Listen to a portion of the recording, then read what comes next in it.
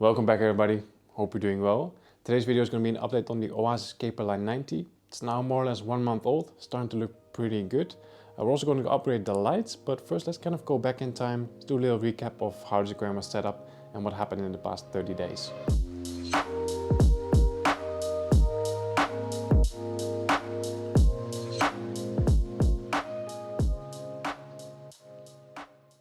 Okay, let's first go back to early February this year. At that time I still had my big shallow aquarium, but I wasn't really enjoying it anymore. I came to the conclusion that after having a large shallow tank for 2 years, it was time for me to go back to a standard size aquarium. When it comes to standard size aquariums, there's loads of options to choose from, but one that really caught my eye was the ScaperLine from Oase. I had seen these tanks a few months earlier at the Interzoo trade show in Germany, and I knew that I wanted to have one for myself as well. So end of February I reached out to Oase and asked if they were up for another collaboration, and they were happy to send me a ScaperLine 90 for free. I thought it would take a couple of weeks, but literally just a few days later this big truck arrived in front of my doorstep with a special delivery. So in the following days I emptied the big shallow, moved the fish over to my other tanks, cleaned it up, listed it for sale, and before I knew it somebody came over to pick it up, and that was the end of the big shallow. As soon as the space was empty, I started working on setting up the new aquarium, and since the cabinet was already assembled, the only thing I really had to do was remove the packaging. With the tank in place, it was time to start working on the hardscape, so I went down to one of my favorite fish shops and selected a few nice pieces of wood and rocks and got to work. I started by adding in 2 9-liter bags of 88 Amazonia and placed the hardscape on top of that. I really wanted to do a classic nature style aquascape, so I made a simple triangular composition with spiderwood and black lava rocks. Okay, hardscape done, time to order some plants. Now the inspiration for this aquascape came from one of the layouts in the 88 gallery in Japan, so I tried to identify all the plants in this picture and order the same or similar plants. In total I've used roughly 60 pots, and on day 1 this is what the aquascape looked like. I was really happy with the end result, but I knew that there would be some challenges ahead. One of the challenges was daily water changes. The substrate was releasing a lot of ammonia, and a little bit of ammonia during the startup is absolutely fine, but too much can cause sensitive plants to melt. So during the first week I did a 50% water change almost every day. Another challenge was the spiderwood. Whenever you submerge spiderwood for the first time, a slimy layer will start to appear during the first few weeks. This is completely normal and not really harmful, but this too can cause sensitive plants to melt. So with every water change I manually removed as much of this slime as I could. After 1 week I noticed that some of the dwarf hairgrass was starting to turn brown, and it's always difficult to say why this happens, but it's quite normal to have a few plants melt during the startup phase. I tried to clean up as much as I could, but I really needed some help. So as soon as the water parameters allowed it, I added in a small cleanup crew. A few amano shrimp, some otocinclus, and also a few endler guppies. The guppies were not really helping much though, so I removed them again a few days later. After 2 weeks, quite a lot of dwarf hairgrass had died off, so I decided to grab a new pot and add some more. Most of the stems in the background had grown quite tall as well, so it was time for the first trimming session. After 3 weeks it was time for the first fish to move in. Now I didn't buy anything new because I still had all the fish that I previously kept in a big shallow, so I added the green neon tetras, the pygmy cories, and I also added a pair of dwarf horny gourami. And that brings us to today, so it's now been more or less 1 month since the start of this aquarium. It's starting to look pretty good. Plants still need to grow in a little bit more, but at least we got rid of the slime, at least the plants stopped melting, and we're kind of past the ugly phase now. I've also added in some more fish, and I'm really excited about these new additions. So I've added in 6 of these little guys. They're called the African butterfly cichlids. I'm pretty sure most of you will have never heard of them. Now if you've been watching my videos for a while, you might have picked up that I'm a big fan of dwarf cichlids. But getting dwarf cichlids for a planted tank is always a little bit tricky. I mean, there's a lot of options. I mean, you have different types of Apistogramma, you have the German blue rams, and there's a few other types as well, but most of them do prefer soft acidic water, which is something that I don't have. Also, the quality that I'm seeing in the shops for the past few years is just not really that good. Most of them are just very fragile and they don't really live very long. I had a few different types of Apistogramma in the past 2 years. And then just never really survived for longer than a few months. So I wanted to have a dwarf cichlid in here as well, but I don't know, because of the past experience I was not really too excited about it. But then I stumbled on these guys, and I think these fish are like the perfect dwarf cichlid for a planted tank. Because they don't really dig into the substrate, they're very tolerant of different water parameters, they're not super aggressive either, they don't grow too big, and they should be very easy to breed as well, so super excited about them. They already have quite some color, but they should definitely color up a lot more. They've only been in here for like 3 days now. So yeah, really very excited about these fish. Now after about 3 weeks, something interesting happened with this aquarium as well. I basically got a huge explosion or infestation with these really tiny bugs. You can kind of see them on the rock there. And these are called seed shrimp. And I've had a few of them here and there, some other things as well, like I've seen them before, but the amount that I currently have in this aquarium is pretty insane. I was kind of hoping that the African butterfly cichlids would eat them, but it seems like they haven't really done that at all. So these seed shrimp, apparently they feed off waste organics in detritus, so it kind of makes sense. Like around 3 weeks I had a huge, thick slime layer on the wood. So of course those seed shrimp were like feasting on that and just multiplying like crazy. So I'm hoping that now that the slime is gone and I'm just not feeding too much, so there's not really much food left for them, I'm hoping that their numbers will slowly start to decline, because, well, they're not really annoying or anything, but yeah, it's just kind of weird to see all these tiny bugs crawling around into the substrate. Now coming back to the melting plants, so I had quite a lot of melt in the Dwarf Hairgrass carpet, some on the Crypt as well, and actually quite a lot on the stem plants in the background as well. So the lutea super red, the red stem plant, a lot of it melted away. And I had another stem plant in the background, from in vitro, the Lutea brevibus, also completely melted away. Bought a new pot, replanted it, so hopefully right now it's gonna do well. But all of that melt kind of could have been avoided, I think, if I would have just pre-soaked the wood or just did a dark start. So all of this slime that's coming from the wood, I mean, if that's gonna touch some sensitive plants, the plants will just start melting. And then I feel like it's sort of contagious as well. So if one plant is melting and then touching another plant, then the plant will also start melting. Like it's almost like a disease that's kind of spreading around. So yeah, if you're thinking of using spider wood, I would really recommend to just pre-soak it or just do a dark start. Now, as I mentioned at the beginning of this video, we're going to upgrade the lights. This is something that I wanted to do from the very beginning because this lighted unit is a bit too big for this aquarium. I'm currently using the Skylight Hyperspot L, and it comes in 3 different sizes, S, M and L. And L is kind of for aquariums for like 120 centimeters or 4 foot and larger. So with the previous setup, with the big shallow, I think it was a perfect size. But yeah, for this aquarium it's just a bit too big. We're getting quite a lot of light spill on the edges, so we can do a slightly smaller unit. Now Skylight just came up with a newer version, so they've sent me one, so let's go and check it out. Right, here we have it. Let's check this out.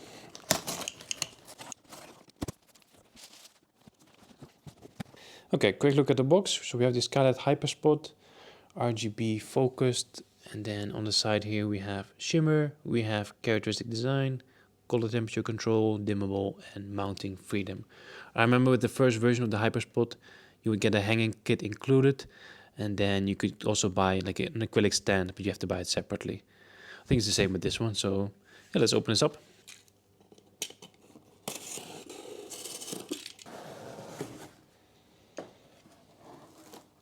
Okay, here we have the bottom of the unit. So this is the M version with 6 spots.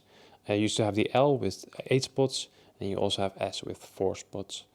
By the looks of it, this unit is a little bit thicker, and these spots are now kind of level with the bottom. So if you look over here, the unit itself is a little bit more slim, and the spots are kind of sticking out. But with this new unit, it seems like everything is just flush. Okay, that's the unit out of the box. Another difference that I just noticed that we now only have 1 cable. With the previous version you had 2 cables because you had 2 channels like warm white and cold white. Now we just have 1 cable because this light is actually controllable via Wi-Fi. So there's like a little label here with a QR code, and then we can set up the Wi-Fi password. Let's actually see what's in these 2 boxes.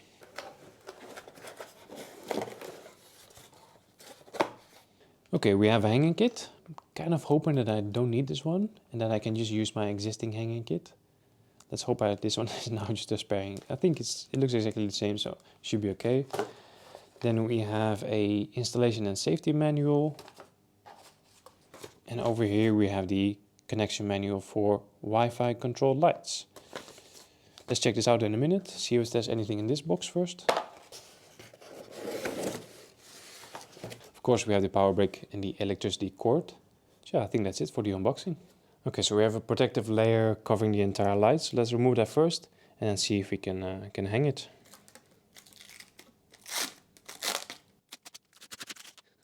Wasn't sure if they were going to do this again, but this new unit also has a mirror.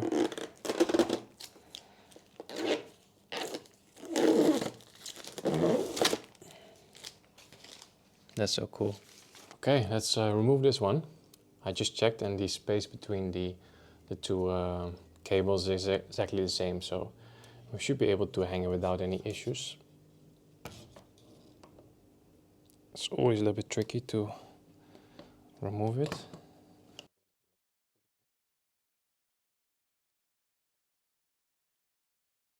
Here we go. We can kind of see them side by side. First generation, second generation.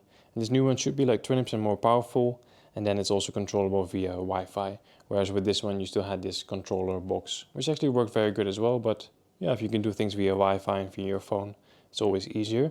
So let's hang this one.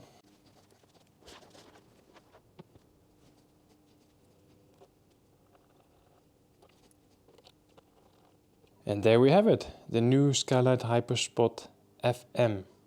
Really happy with that. I like that it's the smaller unit, so we don't have this light spill on the edges. It just looks better, you know. It is a little bit thicker though, but I don't mind that. And I'm really happy that they still kept the mirror. Yeah, it's a bit hard to see, but you can see it over here. It's just a cool little detail, you know. So I'm now going to open up the Wi-Fi and see if we can make any adjustments to the color settings and stuff.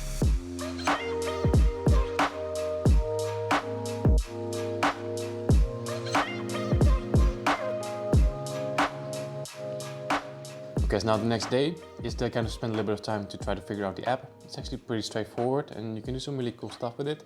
So today I'm going to kind of show you guys a bit of the basics. So the light is controlled via an app on your phone. I'm currently recording this video from my phone. So I'm actually going to use my laptop to adjust the settings. The concept is exactly the same. So it's very straightforward. On top of the screen we have a bunch of different colors going from purple to white to green to yellow. Below that we see this intensity slider bar. And below that we see our schedule. So I currently have a very simple schedule with only 4 different dots, 4 nodes. But you can add a lot more dots and just make a pretty crazy schedule. So yeah, the different colors. So if I tap on purple, you can immediately see that the color is changing. If you go all the way to the right to orange or green, it's pretty crazy. I kind of like to stay in the center. I think that looks the best. But no matter which color you choose or intensity you choose, on top it will show you exactly kind of the settings, so how much power the light is currently using, what the brightness is with the luminous flux, the power level, and also the color temperature. I think that's pretty cool. Yeah, the slider bar kind of speaks for itself. You can just lower the intensity. Yeah, I like to go full power, of course, 100%. And then the different dots. Yeah, these, you can go as crazy as you want with this. I currently just have 4, but if you tap on one dot, and then you can just, let's actually just start from the very beginning. Let's just remove all the dots, remove this one, and then we'll remove this one as well. So we just have, basically at this moment we don't have anything just yet. So let's just start at 8 o'clock in the morning. So it's 8 o'clock in the morning. Let's say you want to like simulate a sunrise. So we'll go for like a very orange color. And then we would want to do a sunrise for, I don't know, maybe like an hour. Then we just add plus, we add another dot, and we do this one 9 o'clock. So right now from 8 AM until 9 AM we kind of have a sunrise going on with going from 0 to 60% intensity. And then after that we want to go to, of course, full power. It's time for the plants to start growing. So we'll add another node. So from 9 until 10 we are ramping up until full power. Let's do this one. Full power. Here we go. And then we want the light on. Then we want the light to be on full power for, I don't know, let's say 8 hours, something like that. So we'll add another node. And this one is for 6. So now the light is on full power from 10 AM until 6 PM.